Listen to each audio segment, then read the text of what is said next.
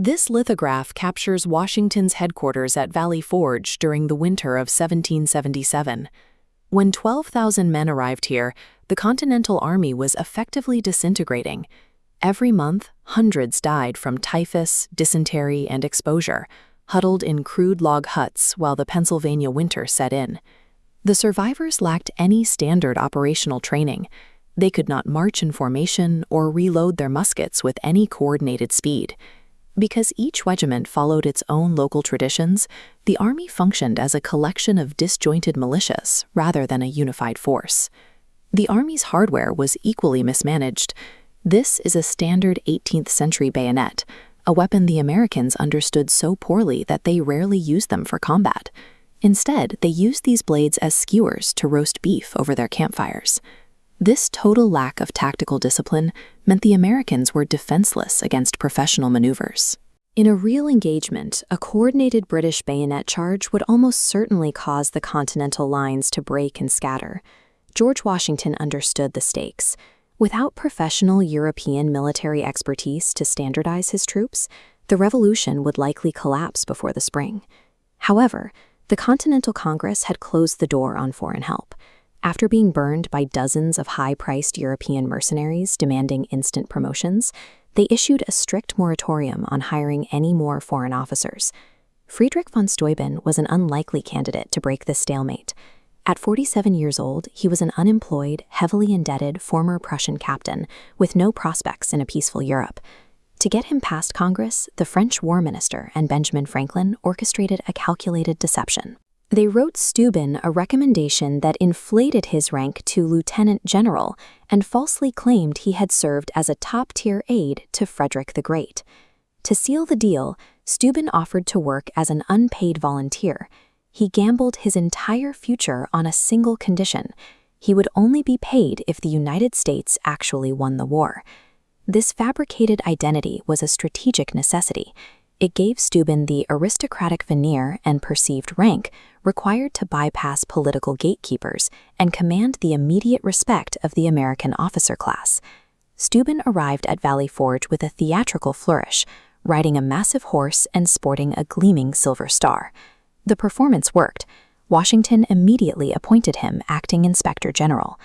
Steuben's initial audit revealed a camp plagued by filth and rotting carcasses, yet he was struck by the men's resilience. While European soldiers typically fought for pay, these men were enduring starvation and disease for the sake of an idea, a fierce level of conviction that suggested they would survive the brutal training Steuben was about to implement. He ignored traditional command structures and isolated exactly 100 men to serve as a model company. Steuben did the unthinkable for a general of that era. He stepped into the mud to train them personally. He drilled them on the absolute basics, from posture and musket handling to a precise marching cadence. He forced them to execute complex wheeling maneuvers and bayonet charges until the movements became instinctive. Because he spoke no English, Steuben's training sessions were punctuated by outbursts of German and French profanity. He had his aides translate his curses into English to scream at the troops, a tactic that built an unexpected rapport with the soldiers. This hands-on leadership was perfectly calibrated for a volunteer army. Unlike European conscripts who obeyed distant aristocrats, these American citizens responded to a leader who worked directly alongside them in the cold. Once the model company reached proficiency, Steuben sent those graduates back to their original units to act as instructors. This cascading model allowed his training protocols to spread through the entire 12,000-man army in just 2 months. Simultaneously, he standardized the physical camp itself. He enforced a strict layout that moved latrines downhill and away from kitchens, a simple engineering change that immediately slowed the spread of disease. Steuben also formalized the role of the sergeant, shifting daily training and discipline responsibilities to these lower-ranking leaders. In doing so, he effectively built the American non-commissioned officer corps from the ground up. These interventions replaced regional guesswork with a self-replicating organizational system.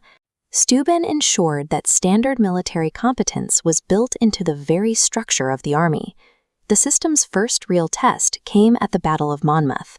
For the first time, the Continental Army absorbed a British bayonet charge and launched their own disciplined counterattack without collapsing into chaos. A year later, at the Battle of Stony Point, the transformation was even more evident.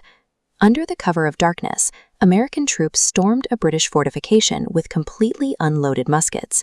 They relied entirely on the aggressive bayonet skills Steuben taught them at Valley Forge to take the position in just 15 minutes.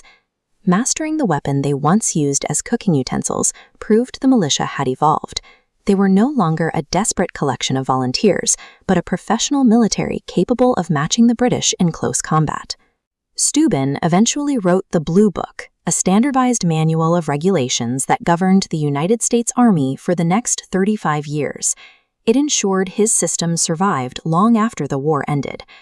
Despite his success, Steuben's post-war life was a struggle. He lived in financial instability for years, eventually retiring to a modest farmhouse in upstate New York, where he lived out his final days in relative obscurity. Friedrich von Steuben used a forged resume to get the job, but he delivered entirely real results. He arrived as a fraudulent general and left behind the foundational mechanics of the American military.